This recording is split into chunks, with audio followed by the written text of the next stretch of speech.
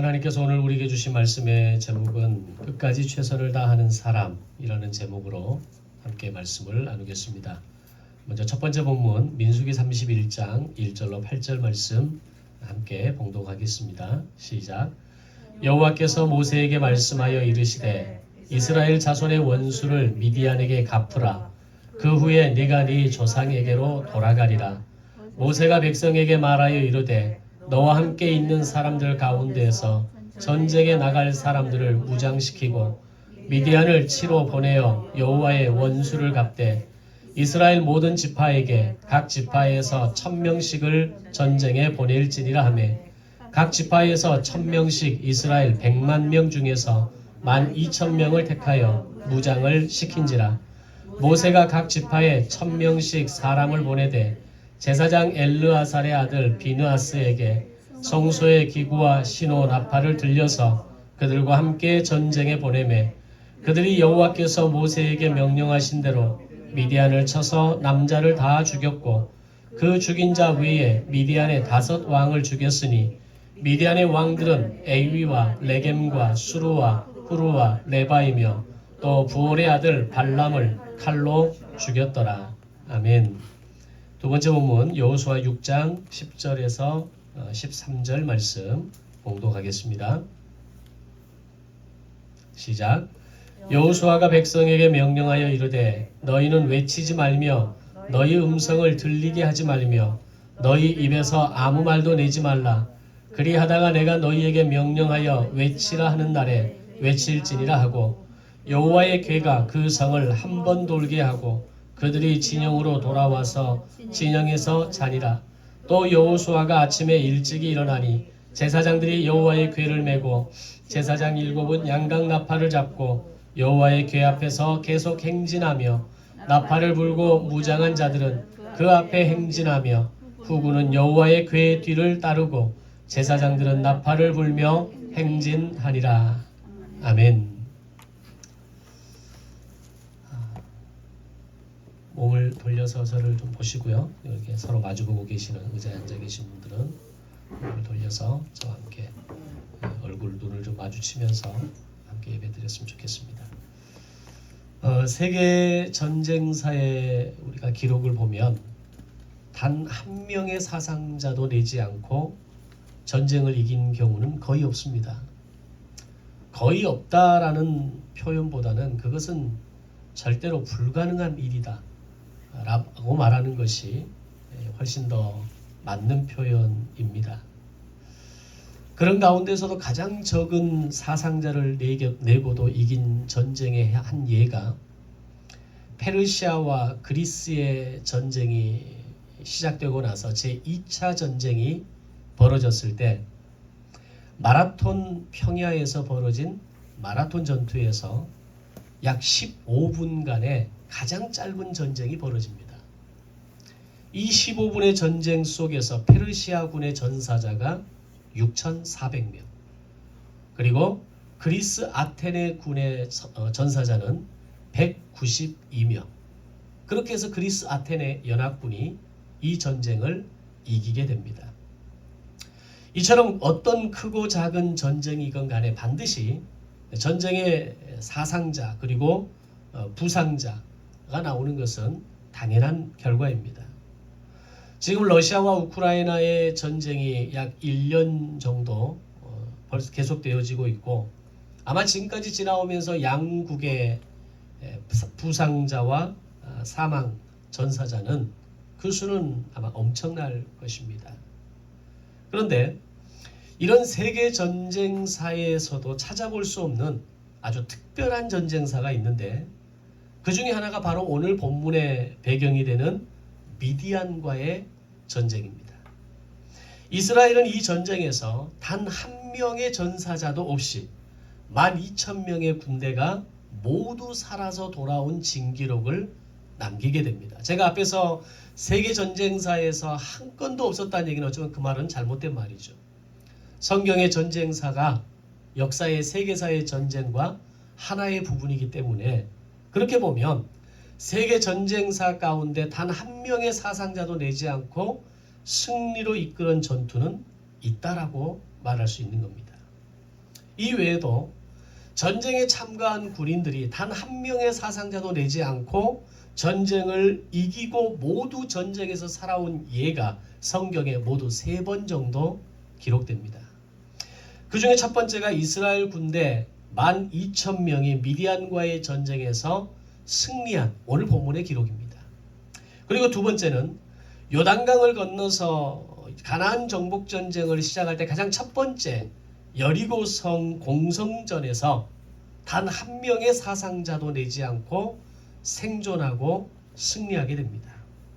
그리고 세 번째는 사사시대에 기드온과 300명의 용사들이 역시 미디안과의 전쟁에서 한 사람의 사상자를 내지 않고 모두 살아서 돌아오게 됩니다. 물론 이후에도 히스기야 시대에 아수르가 남유다를 공격하고 침략했을 때 히스기야가 회개하고 이사야 선지자를 통해서 우리가 살 수 있는 방법을 물었을 때에 그때 이사야의 어떤 그 예언과 어떤 선지자의 가르침을 통해서 히스기야가 회개함으로 인해서 그날 밤에 피 한 방울 묻히지 않고 18만 5천 명의 아수르의 군대가 전멸하는 사건이 있기도 합니다.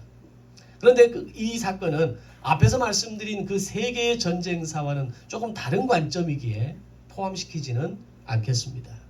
오늘은 이 세 가지 전쟁사 가운데 첫 번째 전쟁, 바로 미디안과의 12,000명과의 이스라엘 군대와의 전쟁에 대한 이야기를 좀 더 정리해 보고자 합니다.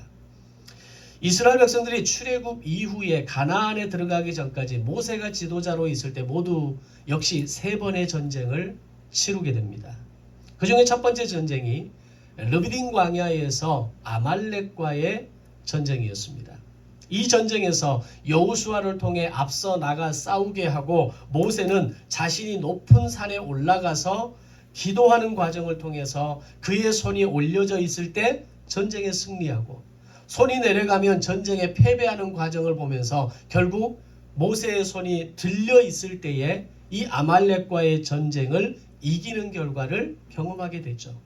그래서 이스라엘 백성들은 이 전쟁을 통해서 전쟁은 창과 칼에 있는 것이 아니라 하나님의 손에 있다는 것을 철저하게 깨닫고 광야 생활을 시작하게 됩니다. 이후에 두 번째 전쟁은 아모리 왕 시혼과 바산 왕 옥과의 전쟁이 두 번째 전쟁이고, 그리고 마지막 세 번째 전쟁이 12,000명의 군대를 데리고 나가서 치르게 된 미디안과의 전쟁입니다. 그것이 오늘 첫 번째 본문의 말씀입니다. 그런데 이 세 번째 전쟁이 모세가 주도했던, 모세가 리드했던 앞에 두 번의 전쟁과는 다른 한 가지 차이가 있습니다. 그것은 지금까지 두 번의 전쟁이 모두 출애굽 1세대를 데리고 전쟁에 나가서 싸운 전쟁이라면 이 세 번째 미디안과의 전쟁은 출애굽 제2세대, 즉 만나 세대라고 부르는 그들과 함께 치룬 전쟁이었다는 겁니다. 이 전쟁의 선봉에 섰던 제사장도 출애굽 1세대의 제사장인 아론과 엘르아살이 아닌 엘르아살의 아들 비느하스였습니다. 그리고 12,000명의 군대는 12지파에서 각각 1,000명씩 뽑은 12,000명의 군대로 그야말로 특공대라고 부를 수 있는 최고의 정예부대였다라고 말할 수 있는 겁니다. 자, 그럼 먼저 왜 미디안과의 전쟁을 하게 되었는가를 우리가 알아야 되지 않겠습니까? 이유는 모압 왕 발락이 이스라엘에 대한 두려움으로 인해서 이스라엘이 자기들의 땅을 지나가고 자기들에게 오는 것을 두려워하게 됩니다. 그러면서 이 모압 왕 발락이 선택한 방법은 당시의 용한 무당이었고 점쟁이였던 발람을 통해서 이스라엘을 저주하게 합니다. 그런데 이게 제대로 먹혀 들어가지 않습니다. 그런 가운데에서 발람은 꾀를 내어서 모압 여인들을 동원해서 이스라엘의 남자들을 하나님 앞에 음행하게 하는 범죄를 저지르게 만드는 사건을 만들어버린 겁니다. 하나님은 이 사건에 대한 처벌로 모세로 하여금 미디안을 치라 말씀하십니다. 그 후에 네가 네 조상에게로 돌아갈 것이다 라고 말씀합니다. 이것은 다른 말로 하면 이것이 내가 너에게 주는 마지막 사명이다 라고 하는 말씀과도 같은 겁니다. 오늘 본문을 조금 더 보기 전에 이 2절에서 3절로 넘어가는 이 부분에 대한 우리 그 행간의 의미라고 이야기를 하죠. 사실 이 말이 모세에게 얼마나 가슴 아프고 먹먹한 명령인가라는 것을 알아야 합니다.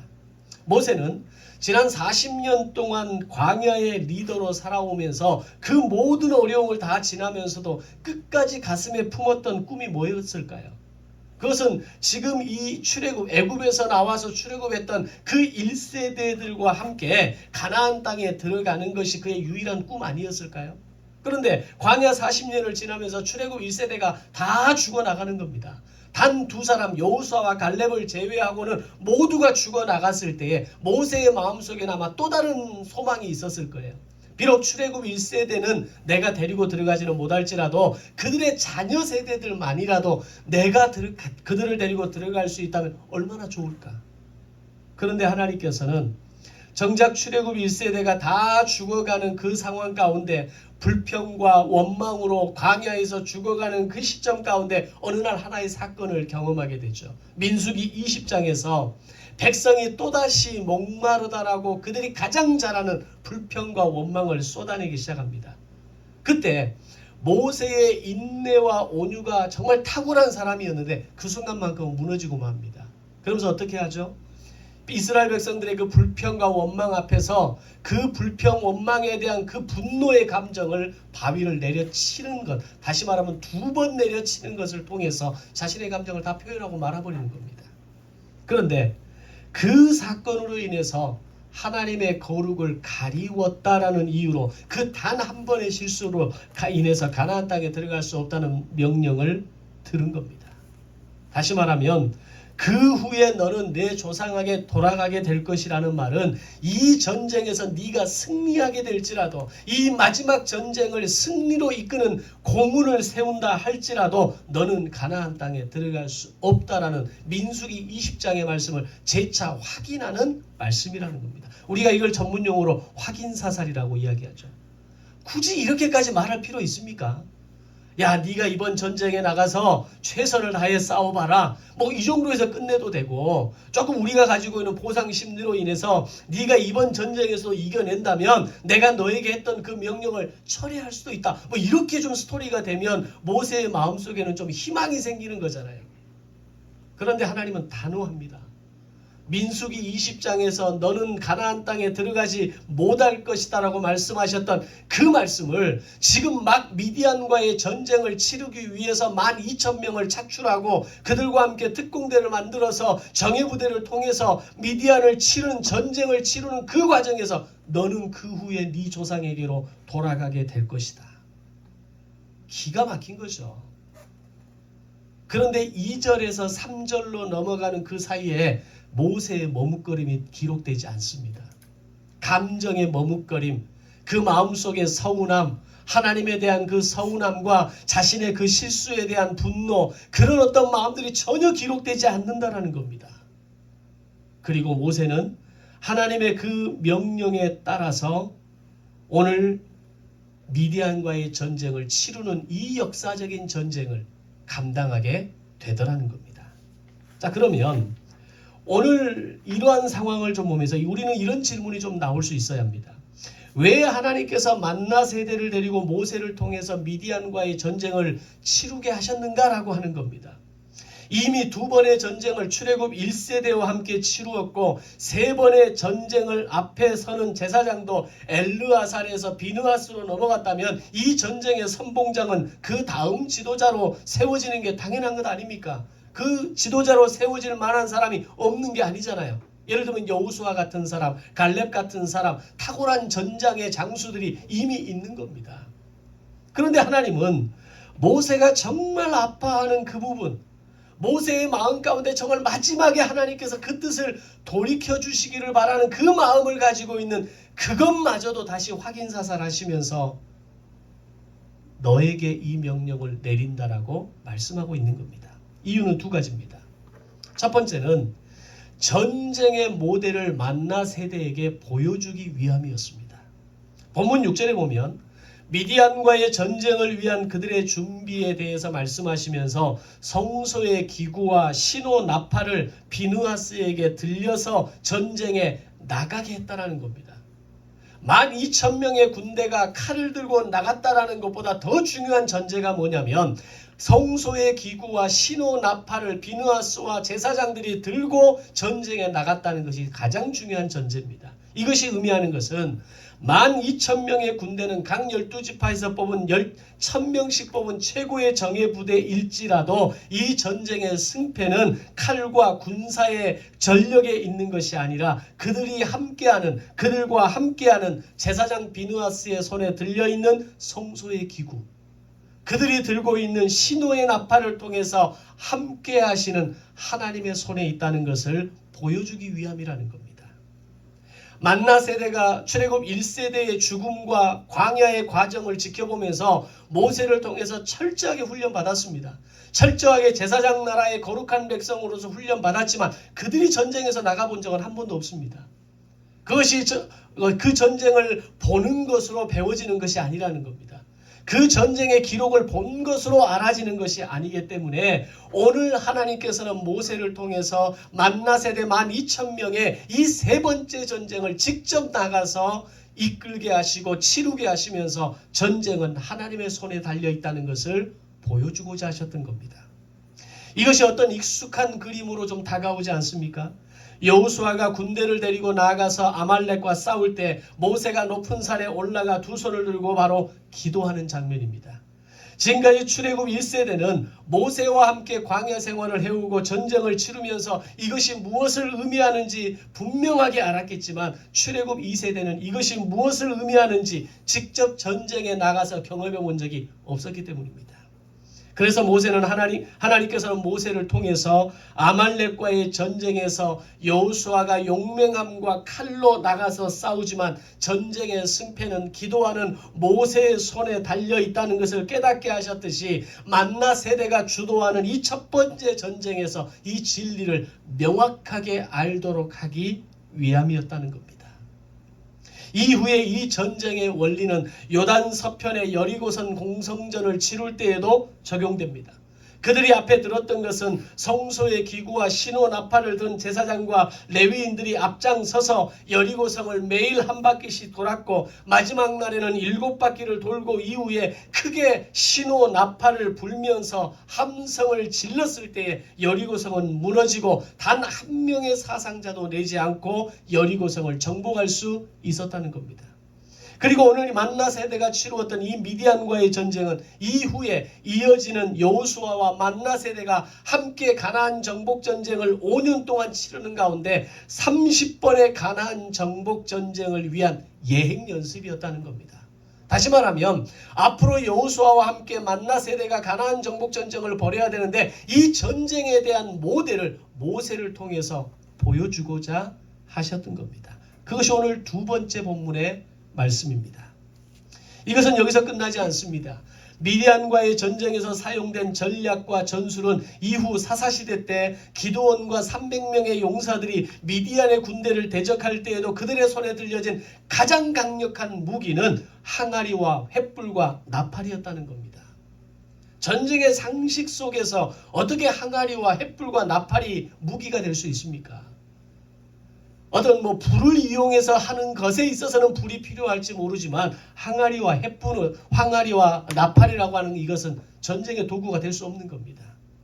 그러나 이스라엘이 지난 전쟁을 치르는 현장 속에서 그들의 전쟁을 승리로 이끈 열쇠는 모세가 기도하는 손이었고 비느하스와 제사장들의 손에 들려있는 성소기구와 신호 나팔이었고 레위인들이 제일 앞에 서서 메고 걸었던 언약궤와 나팔이었듯이 기드온과 300명의 용사들이 미디안 군사들과 싸울 때 그들의 가장 강력한 무기는 항아리와 횃불과 나팔이 된 겁니다. 이 모든 연결고리 속에서 하나님은 이스라엘 백성들에게 전쟁은 칼과 창과 군대의 수에 있는 것이 아니라 하나님의 손에 있음을 모세와 만나 세대의 12,000명이 함께 치르는 이 첫 번째 전쟁을 통해서 분명하게 알게 하도록 하셨다는 겁니다. 그리고 앞으로 너희가 5년간의 정복전쟁을 치르게 되는 그 시간 속에서 이것이 모델이 되고 전쟁의 원리가 되고 전쟁의 전략이 된다는 것을 하나님은 보여주고자 하셨던 겁니다. 하나님은 왜 모세에게 전쟁을 이끄는 지도자로 세우시는 이 마지막 명령을 내리셨는가 하는 두 번째 이유는 만나 세대에게 분배의 법칙을 가르치기 위함이었습니다. 전쟁은 반드시 전리품을 취하게 돼 있습니다. 지금의 러시아와 우크라이나의 전쟁에 보여주는 것처럼 러시아가 왜 이렇게 집요하게 전쟁을 끌고 가는가, 물고 가는가 우리는 좀 생각해 볼 필요가 있습니다. 이제는 이기지도 못할 전쟁이 돼버리는 상황 속에서 이 전쟁을 쉽게 포기하지 못하는 이유가 뭐냐라는 겁니다. 그것은 바로 전쟁을 승리를 통해서 그들이 얻게 될 전리품이 있기 때문입니다. 그것은 이 전쟁의 최고의 목적이 소위 사회주의, 공산주의라고 하는 이 자기 진영을 더욱 확고하게 하려는 것이 목적이었습니다. 이 전쟁을 일으킨 이유는 사실은 땅에 대한 이야기보다는 이데올로기가 훨씬 더 강한 겁니다. 다시 말하면 자본주의가 계속해서 어떤 조약을 체결하고 유엔을 통해서 자본주의 체제를 통해서 각 나라들이 전부 다 사회주의에서 자본주의로 지금 넘어가는 상황이 돼버린 겁니다. 그 속에서 가장 긴장하는 게 누굴까요? 러시아죠. 따라서 이 전쟁을 통해서 자신들이 가진 이 사회주의, 공산주의, 이데올로기의 진영을 확고하게 지킬 수 있다면 그래서 우크라이나가 넘어가는 걸 막고 폴란드가 넘어가는 걸 막고 각 나라들이 체제를 사회주의 체제를 버리고 가는 것을 막고자 하는 겁니다. 그 다음이 우크라이나에 속해 있는 자기 땅을 되찾기 위함이고 전쟁 이후의 모든 전쟁 비용을 우크라이나에게 지불하도록 하기 위함인 겁니다. 이것 말고는 없습니다. 마찬가지로 우크라이나가 쉽게 항복이나 포기를 선택하지 않고 끝까지 이 전쟁을 원점으로 돌리려 하는 이유는 뭡니까? 러시아에 폭격하지 않습니다. 오로지 잃어버린 땅을 회복하는 데만 초점을 맞추고 있는 겁니다. 왜냐하면 이 모든 전쟁에는 전리품이라는 것이 있기 때문입니다. 지금까지 빼앗긴 것보다 더 많은 것을 빼앗길 수 있기 때문에 우크라이나는 필사적으로 이 전쟁을 막아내고 있는 겁니다. 다시 돌아와서 모세가 이끄는 만나 세대 12,000명은 처음으로 제대로 된 정규전을 치른 사람들입니다. 그들에게 이 전쟁의 승리가 얼마나 기쁘고 얼마나 감격적인 것이었을까요? 지금까지는 자기 부모 세대들이 전쟁을 치르고 광야를 지나오는 그 삶을 지켜보면서 야 나도 언젠가 이 전쟁의 주역이 되고 광야의 이 삶 속에서 내가 뭔가 해볼 수 있으리라고 생각했던 그 일이 지금 마침내 이루어진 거잖아요. 그것도 단 한 명의 전사자도 없이 승리로 이끌었다는 것은 이것은 인생에서 경험해 볼 수 있는 가능성이 없는 경험입니다. 그런데 더 놀라운 건 이루 표현하기 어려운 이 감동 너머에는 그들에게 엄청난 전쟁의 전리품이 주어지게 되었다는 겁니다. 바로 이때 하나님께서는 가장 존경받는 지도자 모세를 전쟁의 수장으로 세우시면서 이 모세를 통해 하게 하신 중요한 그 다음 단계가 뭐냐? 분배의 법칙을 가르치게 하시기 위함이었습니다. 전쟁의 승리를 통한 전리품을 분배할 때 전쟁에 참여한 군인들에게만 분배하는 것이 아니라는 것을 가르쳐 주는 겁니다. 이후에 5년간의 정복전쟁을 통해서 30개의 성을 정복해 가는데 그 30개의 성이 가지고 있는 전리품이 얼마나 많았겠습니까? 만약에 이 분배의 법칙을 모른다면 어떻게 됩니까? 나라가 망하는 겁니다. 끝장나는 겁니다. 이후에 제국들이 세워지고 흥망성쇠를 경험하는 가운데 그 제국의 흥망성쇠의 가장 중요한 키가 분배의 법칙을 잃어버렸기 때문입니다. 가진 자만 많이 가지고 힘 있는 자만 많이 가지고 전쟁에 참여했던 자만이 더 부자가 되고 소위 말한 군대, 군인 어떤 장수들의 이름이 더 빛나는 상황을 바라보면서 그 외에 소외되는 사람들이 견디지 못하는 겁니다. 그렇게 해서 바벨론의 문도 열어진 거 아닙니까? 바벨론의 문은 바깥에서 쳐서 연 게 아닙니다. 그 안에 있는 배신자들, 소위 나라에 대한 불만을 가진 사람들, 자신들의 이익을 챙기지 못하는 사람들이 문을 열어준 겁니다. 그래서 페르시아가 바벨론을 정복하게 된 겁니다. 하나님께서는 이스라엘에게 정해주신 전리품의 분배 법칙을 공정하고 분명하게 제시합니다. 먼저는 전쟁에 참가한 군인들에게 주는 것이 당연한 것이고, 다음으로는 이스라엘 공동체 모두와 그리고 전쟁에 겉으로는 아무런 공로가 없어 보이는 레위인들에게까지 분배하게 하십니다. 사실 1000명씩 12지파에서 다 착출을 했기 때문에 그 12명, 12,000명의 1000명씩의 12,000명의 군인들에게 전리품을 준다는 것은 모든 12지파에게 분배가 되어진다는 것을 의미하는 겁니다. 그리고 전쟁에 참여하지 않은 12지파의 사람들, 누가 남은 겁니까? 레위인들이 남은 거죠. 그 레위지파들에게도 분배하게 하신 거라는 겁니다. 사실 이 분배라고 하는 게 굉장히 어려운 이야기입니다. 앞에서도 말씀드린 것처럼 가장 힘을 많이 만들었던 각 제국들이 망해가는 과정 속에서 가장 문제가 일어나는 게 바로 이 분배의 과정이었거든요. 우리 역사에서도 고려를 무너뜨리고 이시의 조선을 세운 이성계와 정도전이 나라를 새롭게 세우죠. 그때 정도전이 가진 꿈이 뭡니까? 계민수전을 통한 토지개혁법입니다. 이 토지개혁을 통해서 모든 백성들이, 모든 사람들이 잘 사는 나라를, 함께 잘 사는 나라를 만드는 게 정도전의 꿈 아닙니까? 그런데 결국 이방원에 의해서 죽임을 당하면서 정도전의 꿈은 사라지고 말죠. 저는 그런 생각을 해봅니다. 만약에 정도전의 계민수전을 통한 토지개혁법이 성공했다면 이후의 조선은 어떻게 달라졌을까? 물론 이후 500년의 조선은 이어지긴 하지만 그 속에 수많은 반복적인 어둠의 역사가 반복되고 많은 것이 조선 아닙니까? 마찬가지로 이미 3500년 전 하나님께서는 모세를 통해서 전쟁의 전리품을 나누게 하실 때 계민수전, 즉 백성의 수에 따라서, 지파의 수에 따라서 그들이 가져야 할 전리품을 나누게 하셨다라는 겁니다. 이후에도 다른 모든 제국들이 실패했던 토지개혁법, 토지분배법칙이 이스라엘은 성공합니다. 그게 바로 여호수아와 만나 세대들이 5년 정복전쟁을 마쳤을 때에 각 지파에게 땅을 분배할 때 계민수전, 백성의 수에 따라, 지파의 수에 따라 땅을 다르게 분배하는 것에 성공했다는 겁니다. 이 일이 성공할 수 있었던 중요한 배경이 어디 있는 겁니까? 바로 모세가 12,000명의 만나 세대를 함께 데리고 전쟁을 치루었던 레슨의 결과였습니다. 즉 모세는 전쟁을 승리로 이끈 것만이 아니라 이 전쟁의 승리 이후에 그들이 해야 할 분배의 법칙을 이루는 이 사명까지 감당해 나갈 수 있었던 겁니다. 이것을 먼저 깨우치도록 하시기 위해서 하나님께서 모세를 통해 만나 세대를 데리고 나아가서 이끌게 하셨고, 전쟁의 과정과 마침과 분배의 과정에 대한 모든 모델을 제시하시고자 하셨던 겁니다. 이건 뭘 위한 걸까요? 바로 제사장 나라가 어떤 나라인가를 보여주기 위함이었습니다. 하나님이 생각하시고 꿈꾸시는 제사장 나라의 수준은 제국의 수준과는 다르다라는 겁니다. 제국은 힘 있는 자들이, 가진 자들이 더 많은 것을 가지는 것이 제국이라면, 제사장 나라는 그 누구도 소외되거나 제외되는 사람이 없어야 하며, 제사장 나라의 백성은 모두가 동일하게 풍성함과 부요함을 경험해야 하며, 서로가 서로를 책임지고 서로가 함께 세우고 살아가는 나라가 제사장 나라라는 것을 모세를 통해 마지막 레슨을 보여주셨던 겁니다.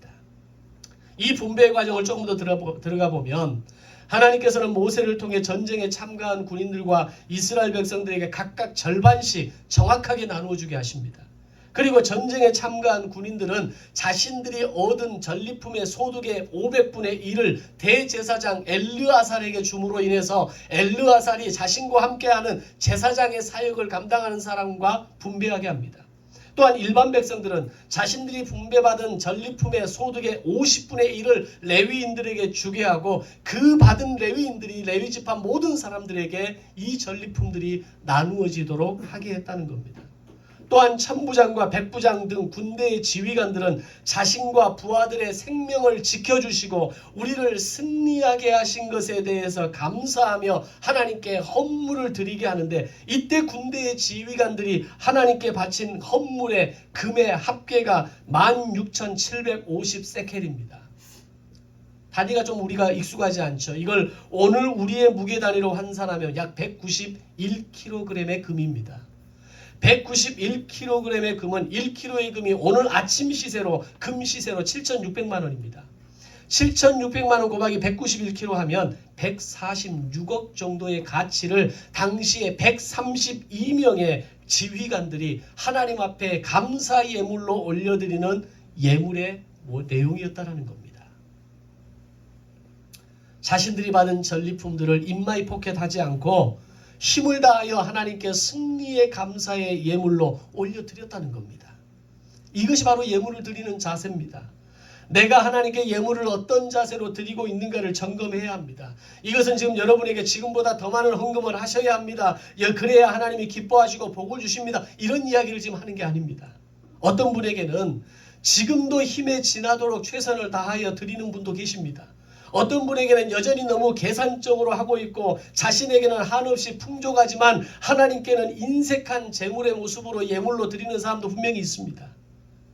그러나 예물을 드리는 자세는 11조는 정확해야 하고 감사 예물은 마음을 다하는 것이 정답입니다. 하나님께서 이스라엘 백성들에게 모세를 통해서 분배의 법칙을 할 때 야 너희들끼리 한번 싸우지 말고 잘 해봐라 라고 말하지 않습니다. 전쟁에 나간 전쟁의 군인들은 500분의 1을 내놓고 백성들은 50분의 1을 내놓고 그것들을 각각 제사장들과 레위인들에게 나누어 주게 하고 지휘관들은 너희들이 가진 것에 대해서 마음을 다해 예물을 드려라 라고 정확한 기준을 말씀하고 있다는 겁니다. 오늘날 목회자들이 성도들에게 교회들에게 헌금에 대한 정확한 기준을 말하는 교회가 많지 않습니다. 말하지 못합니다. 그러나 말하는 것이 맞습니다. 가르쳐 주는 것이 맞습니다. 하고 안 하고는 본인의 결단이죠. 본인이 하나님 앞에서 서원하는 것이고 결단하는 것이고 믿음으로 나아가는 겁니다. 그런데 이 분배의 법칙 가운데에서 하나님은 정확하게 500분의 1, 50분의 1 마음을 다하여 정성으로 예물을 드리라고 말씀하고 있는 겁니다. 그렇게 예물이 드려지고 제사장과 레위인들에게까지 나누어지면서 모두가 함께 이 전쟁의 승리와 기쁨을 만끽하게 하신 겁니다.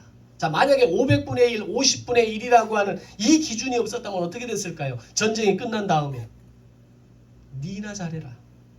너만 잘 먹고 너만 잘 살고 너만 배부르면 다냐? 전쟁에 나간 너만 대장이냐 뭐 이런 표현들 서로가 서로에 대한 불신과 반목이 더 커졌겠죠.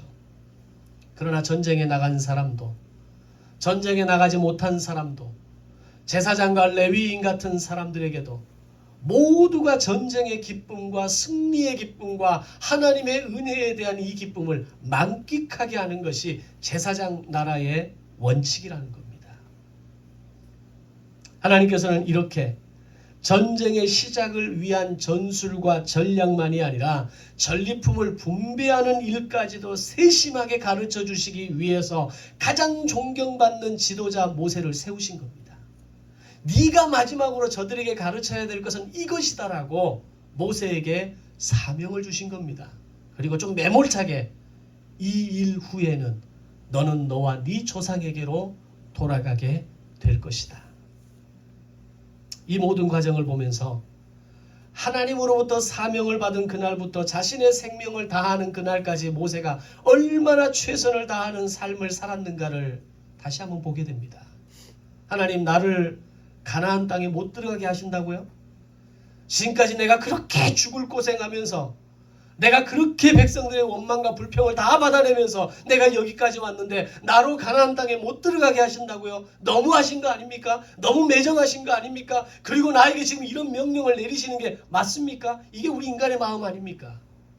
우리는 인생을 살아가면서 이런 말들을 수없이 하고 살아갑니다. 하나님 어떻게 나한테 이러실 수 있습니까? 하나님 어떻게 나에게 그렇게 말씀할 수 있습니까? 어떻게 내 인생을 이렇게 배열할 수 있습니까? 모세는 단 한마디도 하지 않습니다. 너는 그 후에 네 조상에게로 돌아갈 것이다 라고 말씀하신 그 2절의 말씀 3절로 넘어가는 그 행간에 그 어떤 감정의 표현이 드러나지 않습니다. 마지막까지 자신의 생명을 다하는 그날까지 최선을 다하고 매일매일의 삶을 열심을 내었던 모세의 모습을 우리는 보게 되는 겁니다. 우리가 이런 경우를 그렇게 말하죠. 모세가 모세했다. 모세가 모세한 겁니다. 모세가 정말 모세다운 모습을 우리에게 보여준 겁니다. 그런 그의 하루하루의 성실함이, 그런 그의 하나님 말씀에 대한 순종함이 결과적으로 제사장 나라의 그 부요함과 풍성함을 세우는 기둥이 되어지게 됩니다. 사랑하는 성도 여러분, 오늘 나의 성실함이 하나님 나라의 밑거름이 되는 것을 믿으시기를 바랍니다. 오늘 나의 순종이, 오늘 나의 이 말씀에 대한 순종이 다음 세대를 건강하게 세워가는 도구가 될 줄로 믿습니다. 때로는 마음에 안 들 수도 있죠. 때로는 하나님 앞에 서운할 수도 있고, 때로는 인간적인 감정 속에서 서로가 서로에게 서운함을 느낄 수 있습니다. 그래서 오늘 내가 이렇게 하는 것이 맞는가? 내가 여기까지 하는 것이 맞는가? 내가 이렇게까지 하면서 살아야 되는가? 그러나 오늘 성경은 우리에게 나를 부르신 그곳에서 예배하고 순종하는 최선의 삶을 다하는 삶이 오늘 우리에게 필요한 것이라는 것을 말씀하고 계십니다. 저와 여러분의 삶이 그렇게 끝까지 최선을 다하는 모세처럼 아름다운 인생의 삶을 살아가시기를 주님의 이름으로 축원합니다. 함께 이 시간 말씀을 생각하시면서 기도하시겠습니다.